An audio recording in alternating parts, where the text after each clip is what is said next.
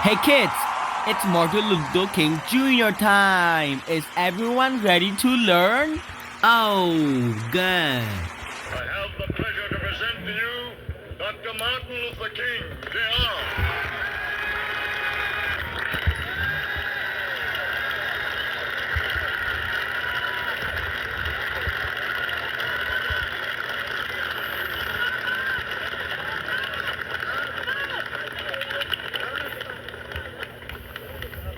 I am happy to join with you today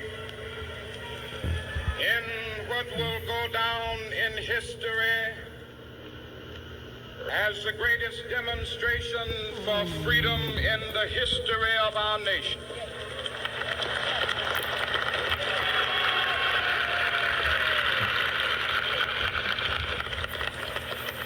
Five score years ago,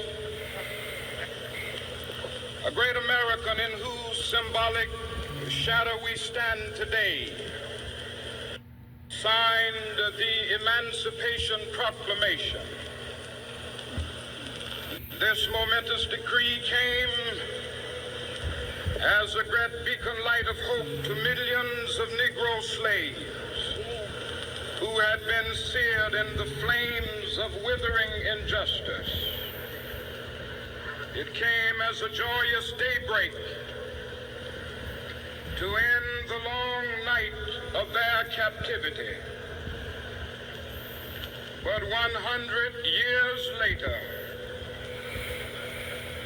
the Negro still is not free. 100 years later, the life of the Negro is still sadly crippled by the manacles of segregation and the chains of discrimination. 100 years later, the Negro lives on a lonely island of poverty in the midst of a vast ocean of material prosperity. This nation will rise up and live out the true meaning of its creed. We hold these truths to be self-evident, that all men are created equal.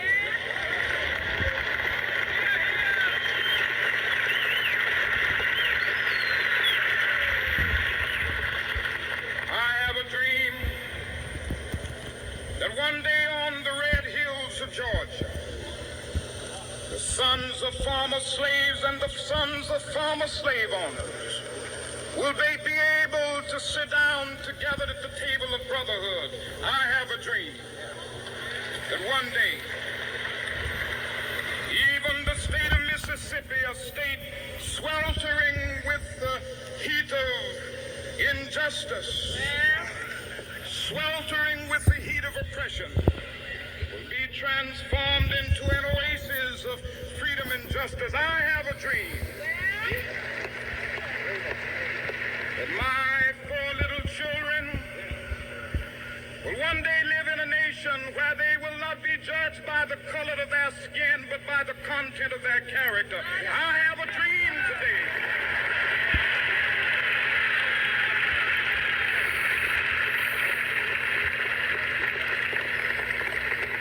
I have a dream that one day, down in Alabama, with its vicious racists, with its governor having his lips dripping with the words of interposition and nullification. One day right there in Alabama, little black boys and black girls will be able to join hands with little white boys and white girls as sisters and brothers. I have a dream today.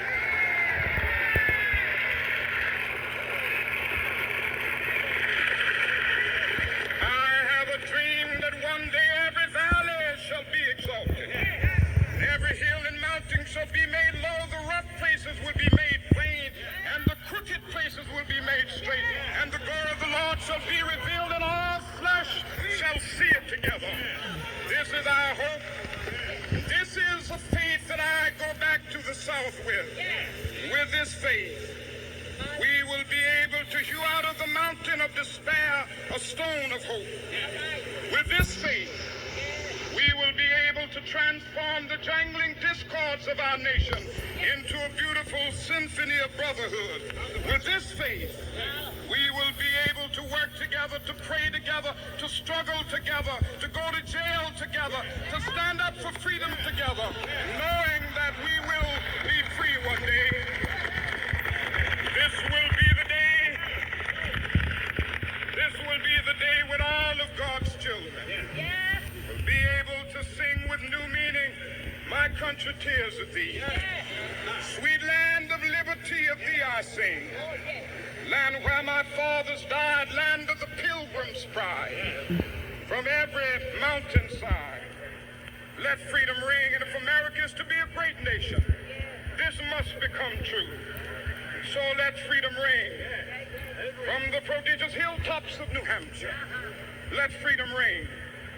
From the mighty mountains of New York, let freedom ring. From the heightening Alleghenies of Pennsylvania, let freedom ring. From the snow-capped Rockies of Colorado, let freedom ring. From the curvaceous slopes of California. Not only that, let freedom ring from Stone Mountain of Georgia.